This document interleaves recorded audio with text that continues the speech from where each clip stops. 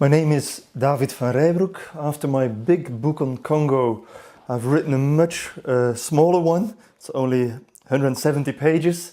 It has a provocative title, and I think a provocative conclusion, but a very quiet argument. The title is Tegen verkiezingen, which means as much as against elections.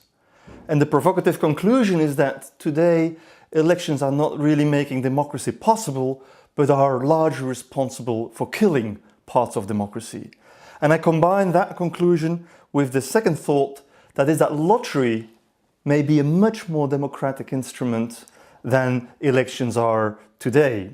Now that is quite thought-provoking, and yet the tone with which I'm written this was described by my editor at the BZGB as being the tone of a real classical essay.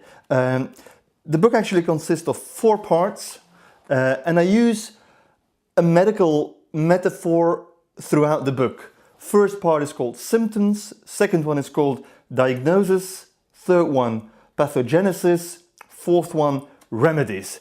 Fairly classical way of working when dealing with a particular, particularly societal topic, and the topic here at hand is the crisis of today's democracy. So the symptoms I'm starting with are basically describing the disease of representation. I call it the democratic fatigue syndrome. And it's a syndrome that is expressing itself through a whole range of symptoms like less and less people are going to vote, less and less people are members of political parties, trust in political institutions is going down the drain at an incredibly fast speed, whereas the efficiency of the democratic system, again, is really losing a lot of its momentum. This is what I described in the first part called symptoms, and I use a lot of academic stuff for that. And then afterwards, I give a couple of diagnoses that have been given. It's the fault of politicians, it's the fault of democracy, it's the fault of representative democracy, and then I come up with my own diagnosis that says it's the fault of a particular form of representative democracy, notably electoral democracy.